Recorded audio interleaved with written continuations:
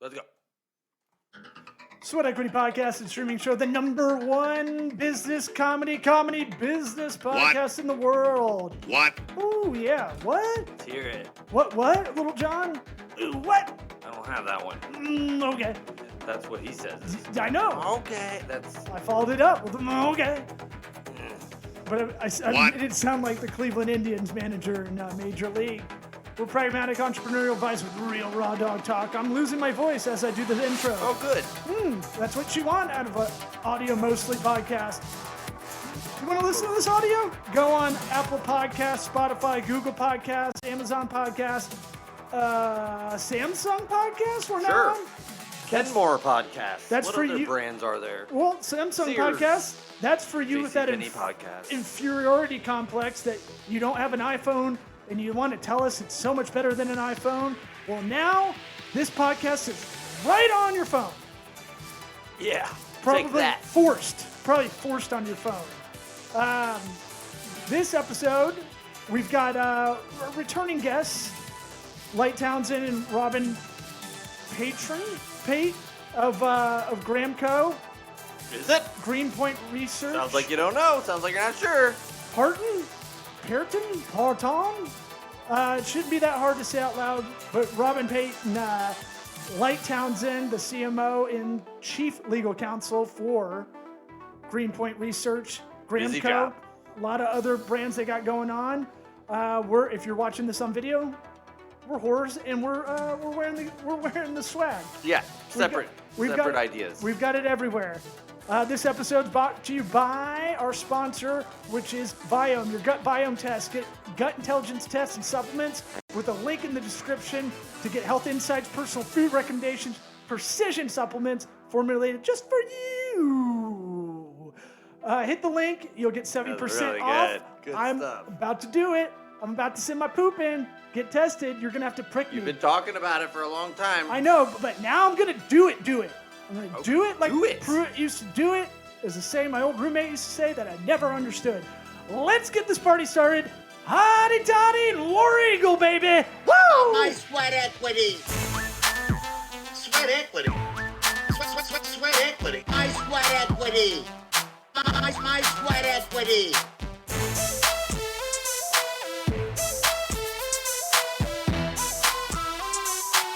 Sweat equity. What about my sweat equity?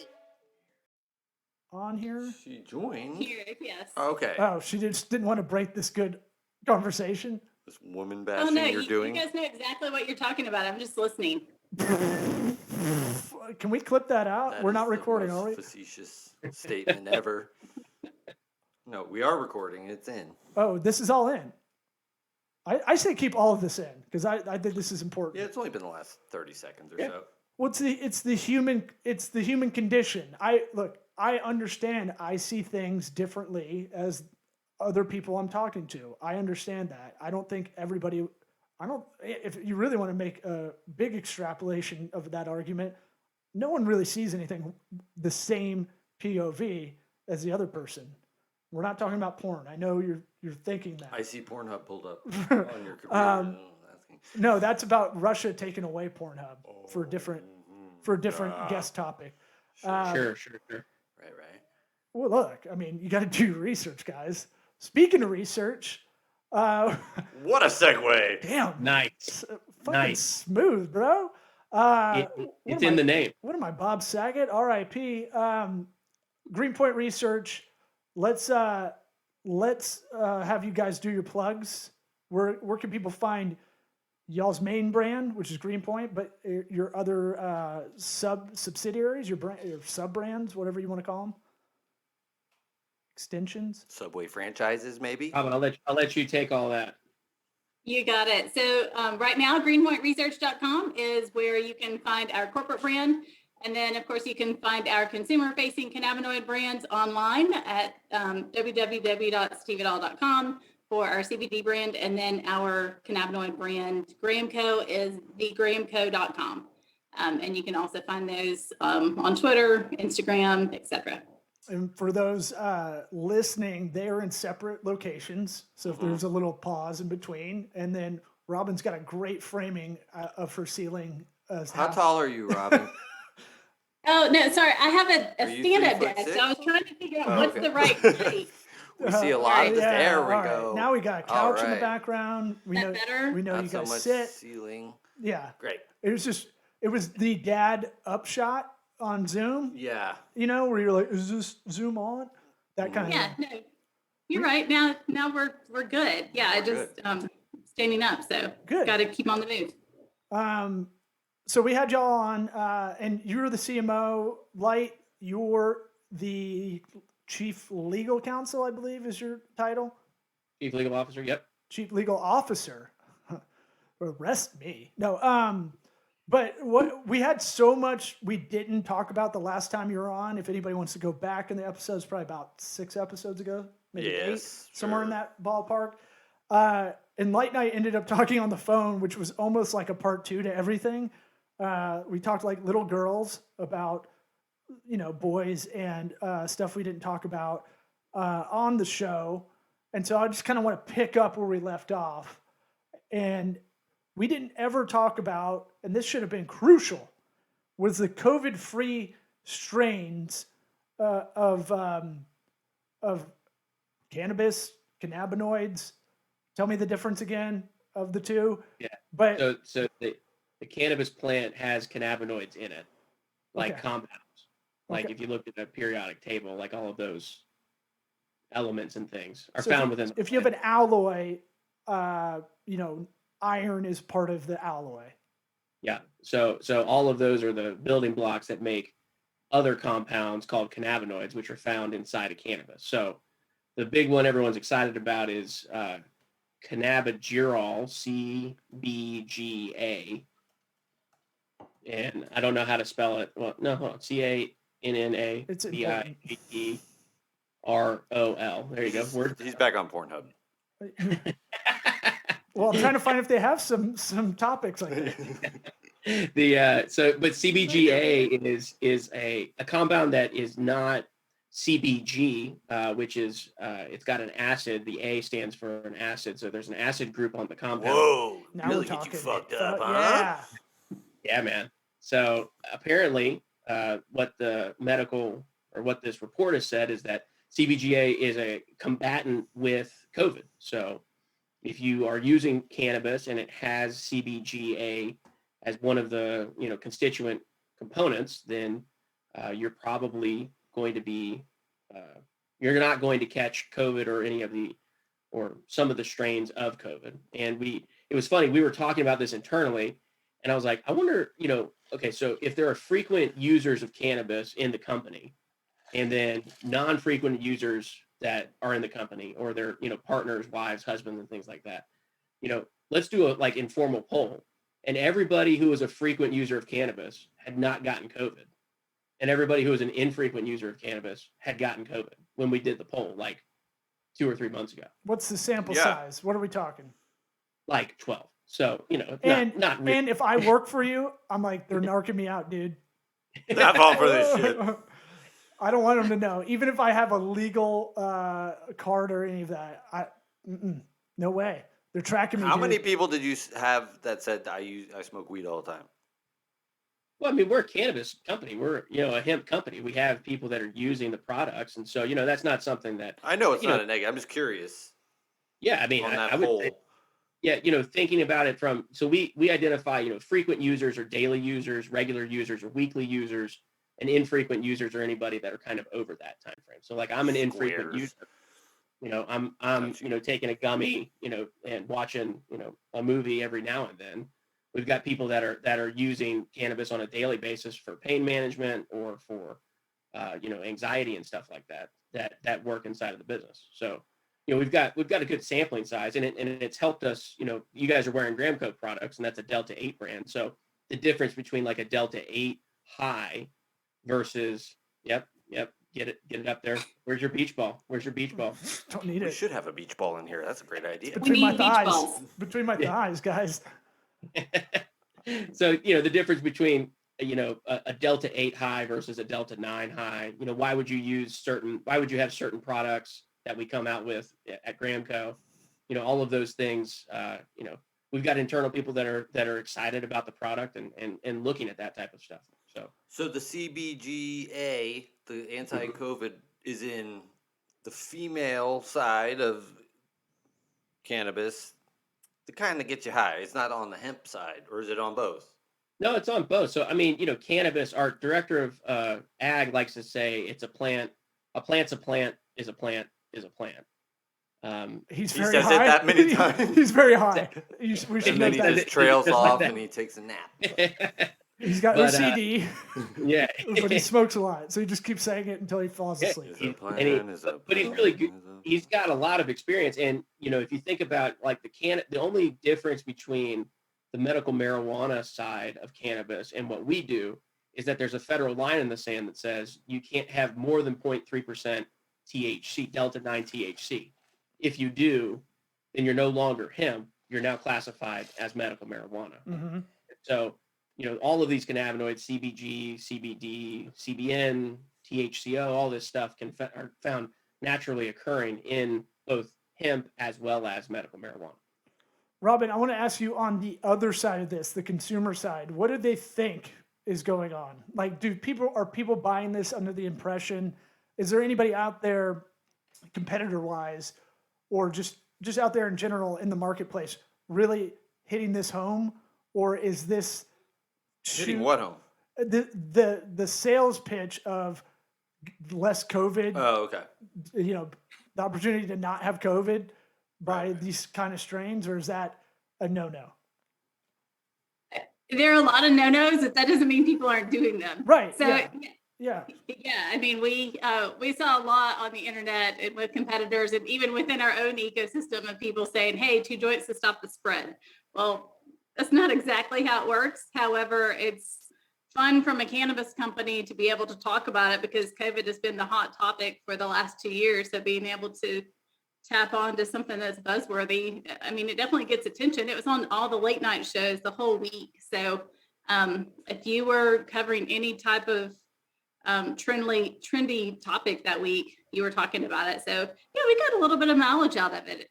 In fact, we had a couple of promotions in the field that week, and it was probably about 30% of the content from one of them. So they were supposed to be talking about sports the whole time, but they were talking about this study. And for a lot of people, it was just a great way to talk about it. It was a great way to open up the dialogue. That would, And it was, go ahead. yeah, it's good. I cut you off, but I'm saying that would be great if the real vaccine was just smoking or ingesting the stuff. Who says it's not? Well, you got Pfizer's probably on it, I'm sure. But I don't know. It's one of those things. Eric, you didn't get it ever. Never got it. And And I've smoked weed before. a lot. Yep. Could be under it right now. Yeah. Anecdotal evidence, guys. It's everywhere. Yep. Well, I went to Eric a while back, maybe 2 years ago. I was like, hey man, they can just put keto on anything and that's legit. The FDA doesn't give a shit. He's like, yeah. And I was like, I didn't know that. Yeah. I didn't know that shit. When you go to you're like, oh, this is a keto, whatever. There's a whole fucking section of it. Right. Just eat one bite and it's keto. And you're like, and then Oh. I like going around just eating pizza and going, I'm keto. They said As a joke. They said keto on it. Yeah, it's a keto pizza. I don't give a shit how It's fat fine. you get. Yeah. Yeah, I just find that, I don't know, in an age where everything's really regulated, or false advertising or whatever, I guess it doesn't, when it's newish, maybe it has a grace period. It has to have a grace period, but they'll Well, catch up there's- to it. They'll get theirs. Yeah. I think Eric's exactly right. I mean, the grace period is coming to an end. We're getting, a lot of scrutiny from state regulators about, how our products are labeled and what we're putting on them. And that's happening across the industry. They're starting to get really, specific about, okay, does this batch match? So, thinking about it from a cannabis perspective, like we have another kind of ripple inside of not only the label, but we have a certificate of analysis on our products. And that certificate of analysis has to match what's actually in that box that you buy. So not only, can you not say, hey, this will cure COVID on the box, which would be like a stated medical claim. So the FDA would, tear you a new asshole for having something like that on there. But, you also have to have this matching event of, hey, this batch is what we say it is. inside when you buy it, you're going to get a consistent feeling from whatever you're purchasing from us, and that's not, that product consistency has been something that's plagued the industry again in that grace period of this is new, people are figuring it out. But the the tide's turning. You're really going to see a lot of like FDA actions coming out. There was a whole round of them that came down a couple years ago where people had like straight up medical claims, like, smoke this pot, you'll go to sleep. It's better than Ambien. You're like, you can't. I mean, you could. I guess you could say that. You can't advertise it like that. Because that's a stated medical claim. So there's a lot of those specific kind of laws and regulations that you have to be careful of. This is as sexy as compliance gets. Exactly. Everything else is so just when I'm sure you're right in the middle of a bunch of compliance stuff you always have to do, but that's about as fun as compliance gets, folks. If anybody's looking into that kind of career, what a life to live! Looking over your shoulder all the time at the new rules, reading the fine print on everything. Right, man. Fine. Banging your head against those regulations is tough. Yeah. I mean, we know it from the digital side. We have to go through some of that for people, and it's just like, this They're sucks. not. I mean, Google doesn't even let you say the word dispensary in an ad if you're a medical marijuana dispensary, and they don't tell you. Or on your site. They don't. On the and you on the can't landing even have it page, on your site if you anywhere. want ads to go right, to if that. it goes to that. Yeah, site, I mean, Robbie, we're not allowed like Instagram, Facebook, TikTok, any of those. Like all of our content has to be very specific, right? There's things that we can show, there's things that we can't show. You need to be very Absolutely. lifestyle, right, Robin? Yeah, I mean, they have community guidelines, and I feel like there's some bot behind the scenes. It's just like flagging stuff just whenever they want. But basically, community guidelines are you can't sell illegal products. Well, what we're selling is not illegal. However, if we get a flag X amount of times, they have to investigate and make sure we're not. Well, it's one thing if you're marketing hemp genetics to a farmer, easy peasy. You have a hemp plant up there. It makes a lot of sense. That's great. But then someone else can say, oh, you're advertising marijuana. Well, we're not, but we're flagged. So we definitely have to be mindful of that. And we have just like, I don't know anyone in cannabis marketing that has not had their account flagged on Instagram or Facebook or TikTok or removed. In fact, most people have a backup account just for that reason. So it's really challenging in social media for sure. Yeah, I'm going to pitch you something for y'all's marketing mix. Here we go. Well, That's what this is all about. I want to ask you about marketing mix and all that stuff, but I'll pitch you, how do you get the word out there with cheap influencers without having to go through influencers? And obviously we're comedy slanted. I bet you could find a lot of comics that you could sponsor their podcasts for maybe in kind, just so they have sponsors. We're not pitching us. I'm talking like We're there. bigger level comics. I mean, we're obviously company men. We're if anybody's watching on video, we're sporting the gear.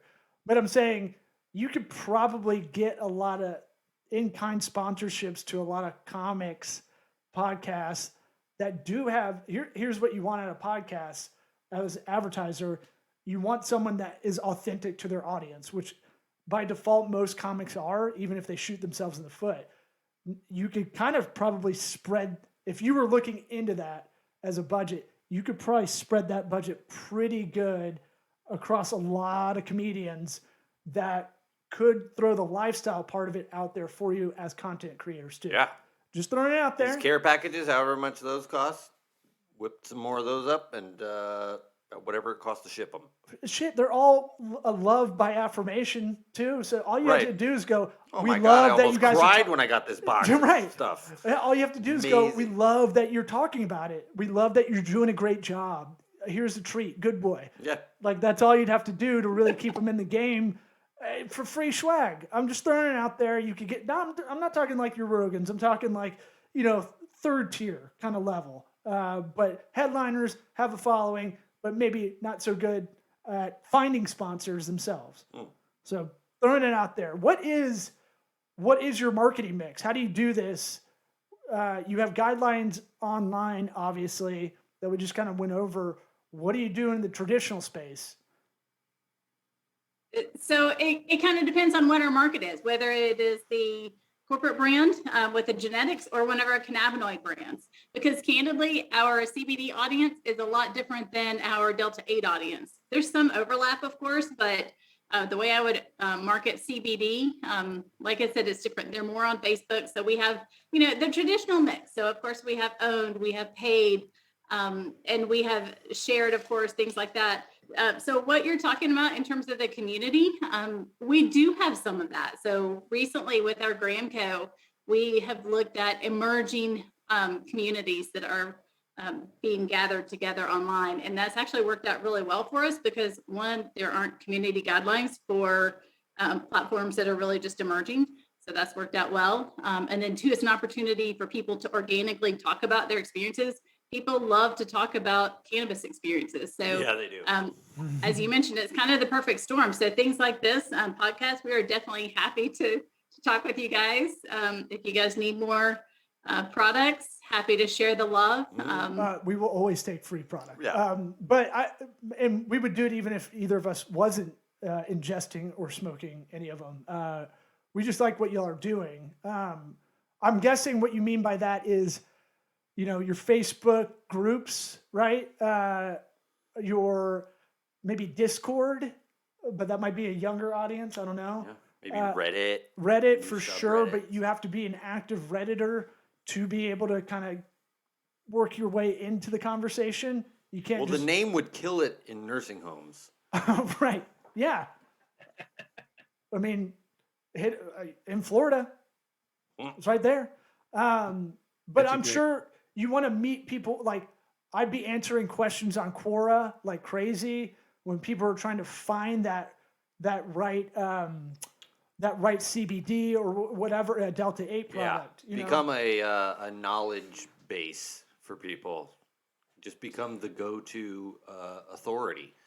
It's the best. I mean, I think. And I'd be running polls on those things, taking that, making a blog post. Yeah, making a blog post, and then sell that shit. That'll go up the SEO rankings because then it's a research poll. That's from Neil Patel. That's not for me. No, you're absolutely right. And we've done some of that. Actually, we really engaged with Twitter, specifically with Twitter Spaces. So we looked at Clubhouse and there was some engagement there, but Twitter Spaces, we really have blown it out of the park with a couple of spaces recently, but specifically we started off with our FSU spaces and built a community around National Signing Day and a lot of the football talk, so recruiting talk. People gathered every day. In some cases, we would have 900 and 1,000 on these talks talking about it. So that's like the chat roulette of podcasts. Like you can kind of that's what Clubhouse was to me. You just like join in and listen as it's going live. And then maybe they'll ask questions for people that are listening. I got in it and I was like, I don't get it. It's not for me, but I understand why it exists.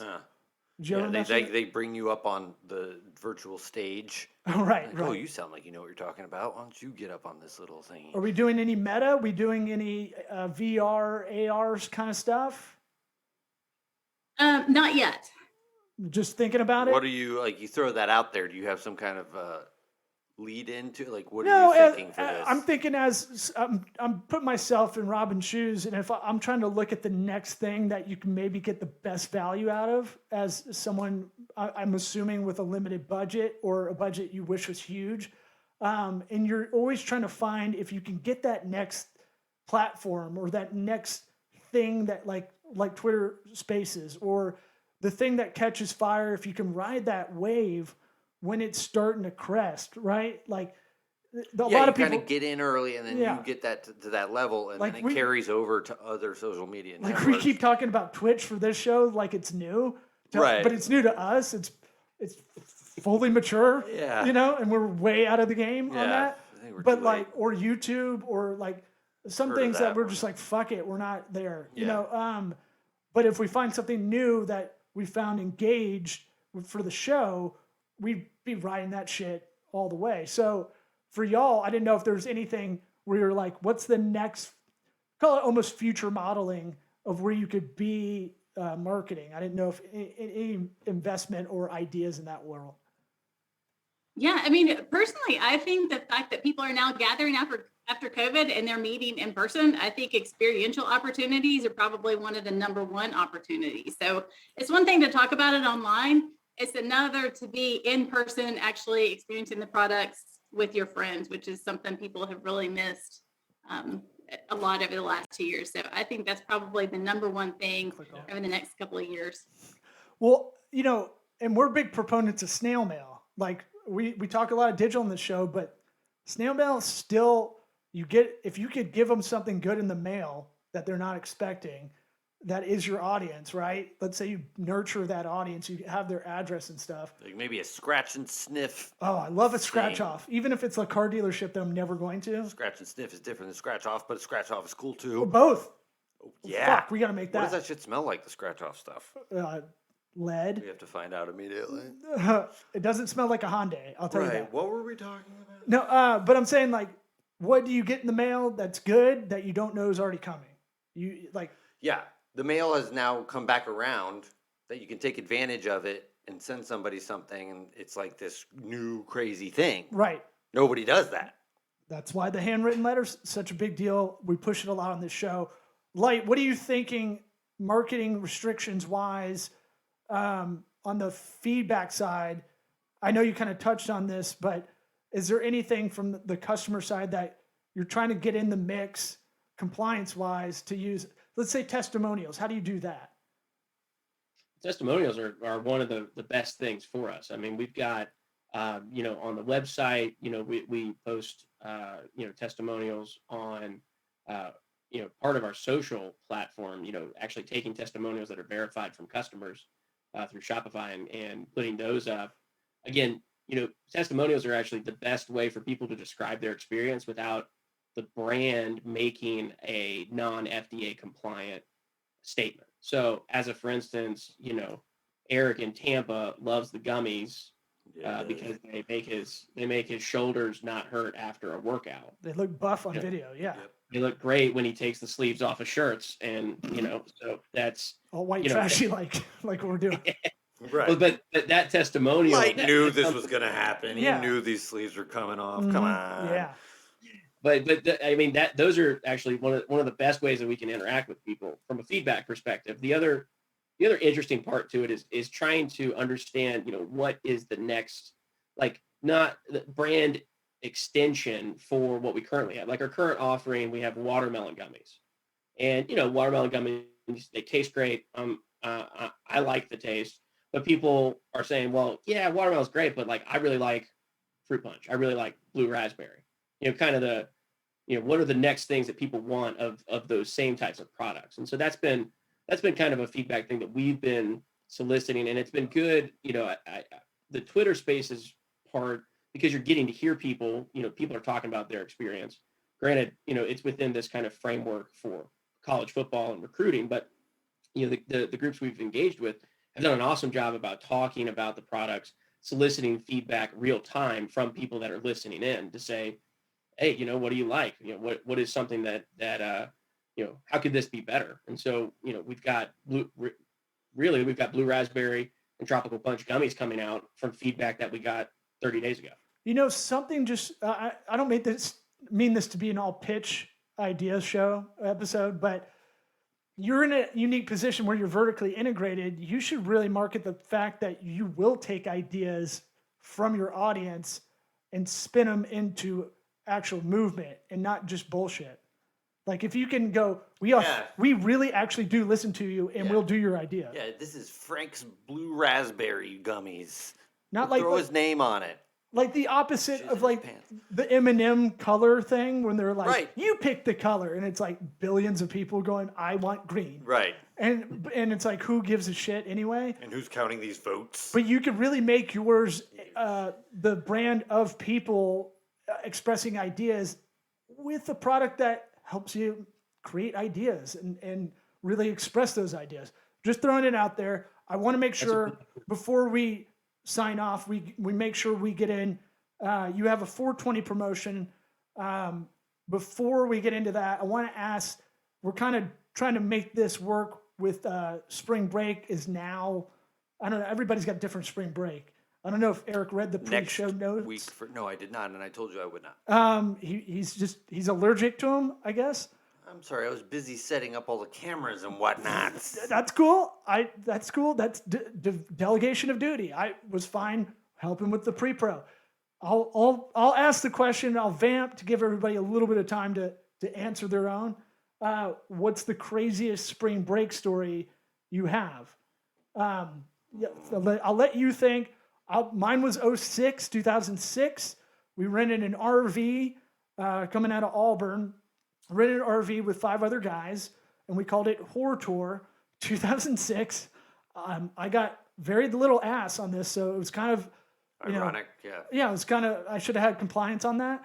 But we got, and here's this will dovetail into, we should have smoked more. We should have done more weed related issues, more cannabis kind of things. Always. Because we all took shifts driving. My friend Lincoln got so drunk after his shift was over, and I was driving, and then he passed out in the driver captain seat up there, and then he passed out, so we drew on him. He passed out in the driver's seat while you were driving? There's it's the passenger seat. There's like the driver's seat, passenger seat, and they're different. I like the visual of him sleeping on your lap while you drive. Oh, that could have Light knows him, so that very well could have happened. Of course, he passed out in front of guys, which is the dumbest idea, especially when the rest of the car is drinking the RV. And with nothing to do. Right. So they drew penises all over him, swastika, because that's what you do. And when we actually stopped in Tampa, the Steak and Shake across from Plant High School in the middle of the night, and we got him to do the Heil Hitler. Not knowing, he was just thinking it was just we're waving at people. And we made him a Hitler mustache to make it worse. Sure. And he didn't know, and then he was pretty upset after he found out and saw the video of it that we took. Or a mirror. Well, he's like, no, well, I remember that. He saw his reflection in the glass as well, and he's like, oh, fuck. Then we drove to the Keys. He got pissed at us, and then we drove to the Keys, stayed in an RV park with all the conks that live in Key West, which are pretty much old gays, and then stayed there. It was a gay old time, but it was 2 months. We drank a little too much, and I would say we could have. I'll leave a lot out of this for legal purposes. Light, you are my counsel on this, but we could have chilled it out a little bit more by having a little bit more weed, a little bit more cannabis involved to kind of calm down. So you're cool just leaving the story at, we got too drunk in Key West where we were staying in the trailer park with all the old gays. Let's just leave it at that. Yep. Okay. Yeah, enough. We could have chilled out the old gays too. Well, Law's gay. Got hit on me a bunch. I guess I put out those vibes, Light, you have a crazy spring break story? Yeah, so I was reading the pre-show notes, and like one came to mind. Well, I've got like one that's like the most illegal thing I've ever done. And then another that involves my wife. Actually, she told me the story. It's not me personally. It's the funniest thing that I've heard that's happened on spring break to a person that I know. So, which do you prefer? Both. The funny one. Yeah, the funnier one. If we have to choose one, funny. Okay, so same type of thing with Key West went down with some of the Sig Ep guys, and I didn't know this at the time, but you can get arrested and put in prison for multiple years for jumping on and pulling turtles out of the water. Oh yeah. So turtle molestation is a thing. Didn't know that at the time, but we're riding. Well, that's in Spanish. Do not disturb the turtles. Yes. Moleste tortugas or something like that. So that was one. So driving on the boat, see a large turtle. Another Sig Ep who will remain nameless for legal purposes dives in. Gets on swastika on him, Hitler mustache. There's technically no Sig Ep at Auburn anymore, so you're kind of clear. That's true. They got kicked off for cocaine in 2016, so we're fine. Yeah, they were having too much fun, but but okay. So that's the most illegal thing I've ever done, and then the funniest story I've ever heard is my wife is from Ohio. She went to Ohio University, big party school. Had a lot of fun. Goes on a spring break trip with so that she lived in a house of all girls, or like 6 girls, and then they lived next to a house of all guys. The 12 people got into a van, drove to Fort Lauderdale.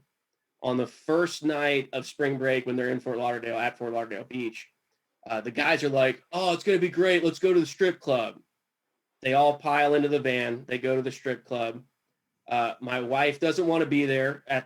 She's at the time, she's weirded out. She's still weirded out by it, but goes in. All the guys are messing with her. They get the main stage stripper named Isis to come over, give Terrifying. Maddie a lap dance, and in the middle of the lap dance, Isis, the stripper, does a handstand in front of Maddie and throws her butt up and smashes Maddie's nose with her tailbone, breaks her nose, called it a dirty bomb. starts bleeding in the strip club and on the stripper at like 2 a.m. at night on the first day of spring break. Pretty good. That's pretty good. Yeah, I'm not even gonna try that. Robin, can you beat that? I cannot beat that. No, you guys win. And if I can, I'm not going to share it in a public platform. Sure. So you're gonna, But, yeah. you're We're gonna not pass. recording. You can just tell us this. We're not recording anymore. I think Maddie's going to kill me now that I've said that, now that I know that this is for forever. No, don't. We'll bleep it out. Yeah, okay, perfect. Thanks. Sure. Google how to bleep stuff. How do we bleep video? Eric, you got anything? Not really. Not that's gonna top that. Well, you don't have to top I it. didn't You do can just be- a lot of good spring. I didn't go any. I mean, Just drink by yourself. yeah, You could have used some of this stuff instead. I know. That's how we're. That's how My we're. life spinning. is spring break, bruh. All right. Well, how about before we close it out, what is your 420 promotion? I'll let Robin take it. All right, awesome. So 420 is actually 1 year since we launched our cannabinoid brand, Graham Co. So we're very excited since the initial launch in Fort Lauderdale. We, by that time, we'll have at least 10 products on the shelf. So for 420, we'll be out in at least 7 different sports markets and all over Florida talking about all of our cannabinoid products, including our gummies, which are by far our most popular product, and then also our coffee. So our wake and bake coffee that is formulated directly with Colombian coffee beans and then Delta 8 from Florida. So we're excited to talk about our 1 year anniversary for 420. We hope everyone can celebrate with us and order some new products. So we will be working with some of the spring football games with Florida State University and others. And we'll have some, I'll send you guys the links whenever we have it available, but there'll be some on-site promotion as well. I was going to ask, where's the call to action promo code? What do we got going? I guess. Smart hit the spring games. They're not paying that much attention in the spring, Yeah. so you can actually get their attention. And you might want to get Miami involved, the U. They might have some guys that are down with this message as well. They have Delta 8 We cocaine. are definitely. Well, I want a U chain. I want a turnover chain. But yeah, y'all give us any more info. We'll put it in as an episode sponsor in upcoming episodes. But we're out of time. Thanks for coming back on. There's much more to talk about that we didn't get to. But any last words? Oh, we didn't ask Robin this because this is her first time on. What advice would you give your 13-year-old self? 2 pieces of advice. 1, don't get the perm. I already have naturally curly hair, so there's really no good reason at all to get a perm, but it is what it is at the time. And Girl, I know. Yeah. Yeah, like what do you do? Like it's And it too much. stinks when you get it. Oof. Yeah, like you guys remember, did you guys have mullets? Have mullets. No, what do you? I mean, I'm pretty close at this point. But He's and got I did have a mullet for sure.